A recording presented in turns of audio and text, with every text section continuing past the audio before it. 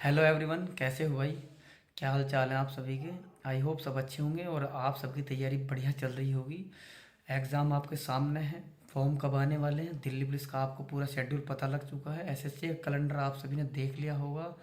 भाई मैं भी ऐसे ही सोचता था कि समय बहुत ज़्यादा है, एक साल है, लेकिन जो समय रखा गया वो बहुत नज़दीक आता चला जाएगा। दिन प्रतिदिन आपका एक एक दिन कम हो रहा है। तो आप बिल्कुल भी एक तो कोताही नहीं बरतनी है, अपनी मेहनत करनी है। तो आपने आपका पढ़ाई में 100% देना है।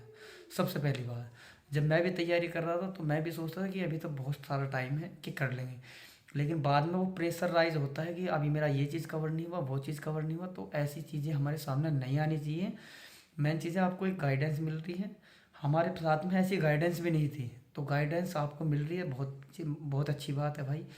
क्योंकि मेन चीज़ क्या है, गाइडेंस से इतना फ़र्क लगता है कि हम आपको चीज़ें बता रहे हैं जो हमने फेस कर चुके हैं। और अब लगता है कि ये तो पेपर तो ऐसी बहुत आसान है, सिलेबस बहुत छोटा सा है, लेकिन जब हम करते हैं, जब हमने तैयारी करनी स्टार्ट की, जीएस इतनी सारी, मैथ इतनी मोटी बुक, लेकिन अब लगता है कि ये तो बहुत बहुत आसान है। लेकिन उस चीज़ को हमने फेस कर चुका है। चार चार पाँच पाँच बार हमने हर एक बुक को रिवाइज़ किया है, और वो भी कम समय में। कम समय में पढ़ने का तरीका किस तरीके से होता है, अभी क्या करेंगे, कुछ बात साथी हमारे मॉक टेस्ट लगा रहे होंगे दिल्ली पुलिस का, उनके 50 से 60 जो है मुश्किल से क्वेश्चन ठीक हो रहे होंगे, लेकिन वो डेली मॉक टेस्ट लगाएंगे कि हमारे मॉक टेस्ट में, लेकिन वो कहाँ गलती कर रहे हैं उस चीज़ पर कोई ध्यान नहीं दे रहा। ना कोई बेसिक क्लियर करने का, बहुत सारे ऐसे हैं कि बस मॉक टेस्ट लगाना है, अपना टाइम पास करना है। तो भाई टाइम पास को भूल जाओ, ये मौके बहुत कम आते हैं। आपके लिए इतना बड़ा चांस मिला है कि आपको एक साल का पूरा टाइम मिला है। आपको मालूम मिला है कि 2025 के दिसंबर में एग्ज़ाम होगा और अभी दिसंबर 2024 है। तो एक साल होते हुए यदि आप तैयारी अच्छे से नहीं कर रहे, आज अभी भी मतलब जो है ना पॉजिटिव वे में नहीं है कि हाँ मुझे करना है, तो भाई मॉक टेस्ट मत ना लगाओ अभी दिल्ली पुलिस के, खास तौर से जो दिल्ली पुलिस के एस्पिरेंट हैं। यदि आप और चीज़ की तैयारी कर रहे हैं तो मैं उसके बारे में नहीं, लेकिन आप यदि दिल्ली पुलिस के ही मॉक में सिलेक्शन लेना है तो उसके मॉक टेस्ट अभी बिल्कुल नहीं लगाने हैं। सबसे पहले अपनी बेसिक जो नॉलेज है उसको गेन करना है। बेसिक की चीज़ें हमें कंप्लीट करनी है, चाहे वो जीएस हो, चाहे मैथ हो या रीजनिंग हो। जब हमारी बेसिक चीज़ें 3 से 4 बार हमारा रिवीजन हो जाएगा, फिर हम उसके बाद में हम मॉक टेस्ट लगाने स्टार्ट करेंगे। भाई जो मेरी गलती थी ना, मैं क्या गलती करता था, मैंने 2 3 साल तैयारी करी। तो जैसे मैं 3 साल से पढ़ रहा हूँ, 2 साल से, तो उसमें कोई भी पेपर क्लियर नहीं हो रहा। सेम तैयारी थी, जाना ऑनलाइन पढ़ना यूट्यूब से, या किसी का टेस्ट ले लिया, मॉक टेस्ट लगा रहे हैं, बस ऑनलाइन पढ़ रहे हैं। ऑनलाइन वो 1 2 दिन तो रहता है, फिर अगले दिन गायब। तो हम इस तरीके से 2 साल जो है ना ऐसी टाइम ख़राब हुआ। बहुत सारे एग्ज़ाम फॉर्म भरे, किसी में बस एग्ज़ाम दे के आए, वेट करें आंसर की, में पता लगा 50 से 65 नंबर, 50 या 60 मुश्किल से। तो फिर क्या हुआ, उसमें चेंज करना पड़ा। चेंज क्या करा, फिर हमने सोचे सब्जेक्ट वाइज पढ़ते हैं, जीएस 15 20 दिन में पढ़ के देखते हैं, फिर मैथ, फिर रीजनिंग। और उस तरीके से जब हमने बार बार रिवाइज करा तो एक इम्प्रूवमेंट हुआ।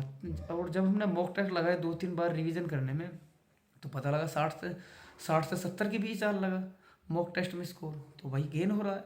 जब हमें हमें पता लगा कि इस चीज़ से पढ़ने से फ़ायदा है, तो हमने फिर एक बार रिवीजन करा, तो फिर हमारा मॉक टेस्ट में स्कोर अच्छा आता चला गया। यानी कि 70 से प्लस आते थे हमेशा। जब भी मॉक टेस्ट लगा 70 से प्लस, तो फिर सिर्फ एग्ज़ाम के समय पे ही मॉक टेस्ट लगाए थे। उससे बाद है सिर्फ अपना जितने जितना तुम पढ़ सको ज़्यादा, चाहे जीएस हो, चाहे मैथ हो, चाहे रीजनिंग हो। यदि आपका मैथ कंप्लीट हो गया तो और एडवांस में पहुंचो, अच्छी लेवल की तैयारी करो, और मैथ जो है डीपली करो, और हाई लेवल का करो। जीएस यदि तुमने जीएस लूसेंट पढ़ लिया, फिर आप अपनी जो है ना लक्ष्मीकांत ले आओ। मैं तो कहता हूँ यदि आपके पास में समय है तो आओ, और आप डीपली जानकारी लो। क्योंकि जीएस में आपको यहीं थोड़ी रुकना है, आपको एक अच्छी जॉब लेनी है, चाहे सीपीओ के थ्रू या सीजीएल, या फिर जो है ना जो भी स्टेट एग्ज़ाम है। तो उस तरीके से जब हम तैयारी करेंगे तो एक, लेकिन एक हमारी कंटिन्यू बन जाएगी। जब हमारा एक टारगेट होगा ना कि हमें 15 20 या 20 पेज पढ़ने हैं सुबह से शाम तक, तो वो हमारा टाइम, मतलब बैठने की जो हमारा टाइम है ना वो बढ़ेगा। क्योंकि हमें यह है कि यदि हम बैठेंगे तो हमारा टारगेट कंप्लीट होगा, यदि नहीं बैठेंगे तो टारगेट कंप्लीट नहीं होगा। और जो है ना जिस तरीके से अब पढ़ रहे हैं हम, वो है कि अभी 1 घंटा हमने मॉक टेस्ट लगा लिया, अब इसका रिवीजन सा करते हैं, थोड़ा बहुत देखा और चलो भाई बहुत पढ़ लिए हैं। अभी एक क्लास ऑनलाइन ले ली, उन्होंने 15 20 क्वेश्चन करा दिए बस। और वो भी हम खुद पेन पेपर वर्क नहीं करते, जो टीचर्स ने करा दिया बस उसका देख रहे हैं कि हाँ भाई वो कर रहे हैं तो मैं भी कर रहा हूँ। और ना तो कोई नोट कर रहा है, जीएस पढ़ रहे हैं मज़े में, कोई नोट नहीं, कोई नोट्स नहीं बन रहे, कुछ नहीं। तो रिवीजन कैसे करोगे भाई? यदि नोट्स नहीं बनाए तो रिवीजन कैसे होगा? रिवीजन तभी होगा जब आप नोट्स बनाओगे। जीएस पढ़ते जा रहे हैं, देखते जा रहे हैं, वो स्किप हो जाएगा 2 दिन बाद, पता लगेगा फिर एग्ज़ाम हॉल में जाओगे कि ये तो मैंने पढ़ा था और ये मेरे पे हुआ नहीं। तो इस तरीके से मेरे भाई गलती मत करो, क्योंकि मैं सिर्फ जो जो मतलब जो है ना सिलेक्शन हो जाता है ना, वो इसी चीज़ को अपना एक्सपीरियंस शेयर करता है। और मैं तो कह रहा हूँ कि मेरा एक एग्ज़ाम नहीं है, जितने भी एग्ज़ाम मैंने दिए हैं ना 2023-24 में, 24 वाले ख़ास तौर से, 23-24 के 23 के लास्ट से 24 तक वनडे एग्ज़ाम, वो मैंने 8-9 एग्ज़ाम हुए होंगे, उसमें सब में लगभग 70 से तो प्लस ही स्कोर है सबका। 70%, 80, 84, 85 इतना परसेंट रहा, क्योंकि चीज़ें सब चीज़ कवर होगी। बेसिक जीएस भी पूरी कवर होगी, बेसिक नॉलेज, मैथ भी बेसिक, रीजनिंग बेसिक सारी कंप्लीट, कंप्यूटर भी, और हिंदी भी करता था साथ के साथ में।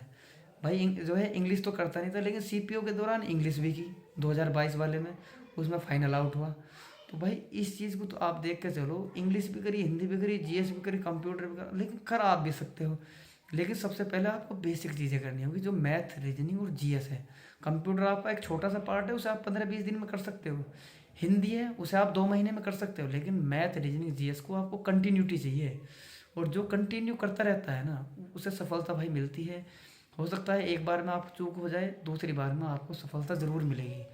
और जब आप दो लगभग एक किताब को 4 बार कर दोगे ना, मेरे कहने से तुम एक किताब रखो, चाहे कोई सी हो मैथ की, चाहे आर एस अग्रवाल हो, एच डी यादव हो, या फिर किसी भी जो हमारे जो टीचर्स हैं, संस्थान हैं, उनकी बुक हो, आप एक किताब को अपने पास रखिए, उसको आप 4 बार कीजिए, आपके कॉन्सेप्ट सभी क्लियर हो जाएंगे, आपका मैथ स्ट्रांग हो जाएगा। आप जीएस है, जीएस आप या तो आप कोई सी जो भी आपके पास में बुक है, चाहे लूसेंट है, चाहे और बुक है, अदर बुक है, आप उसी को 4 बार पढ़ो, वही सी चीज़ें क्लियर हो जाएंगी, क्योंकि सब चीज़ें उन्हीं में हैं। लेकिन हम पढ़ नहीं पाते, एक बार में याद होने का नहीं, और 4 बार हम करते नहीं। लेकिन 4 बार जब हम कर लेंगे ना, रीजनिंग है ऐसे ही, हम 4 बार करेंगे। जो है बहुत से साथी कहते हैं कि जो कथन निष्कर्ष में दिक्कत है, उसी चैप्टर को आप 4 बार करो। अब कर लिया, एक सप्ते बाद फिर करो, फिर 15 दिन बाद करो, फिर 1 महीने बाद करो, वो चीज़ें इतनी क्लियर होती चली जाएंगी, बहुत ही ज़बरदस्त।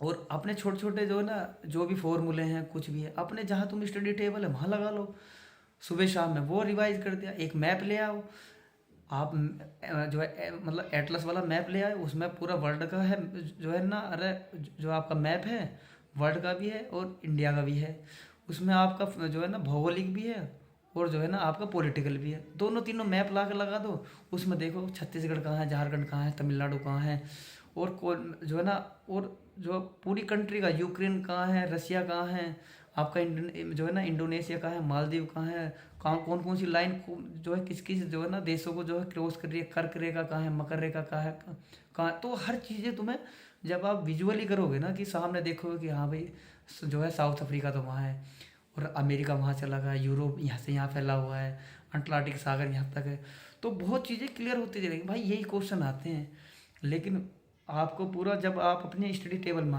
आओ या उस रूम में आओ, तो आपका सिर्फ पढ़ने का माहौल होना चाहिए।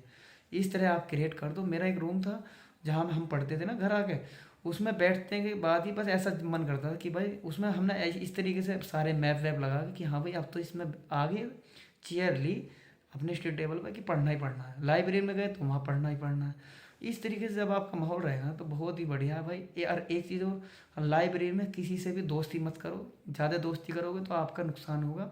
तो दोस्ती बिल्कुल नहीं करनी, अपना जाइए, अपना जो आपको नया काम करना है उसको करो, खाना खाओ और पढ़ो और वापसी अपने घर आ जाओ।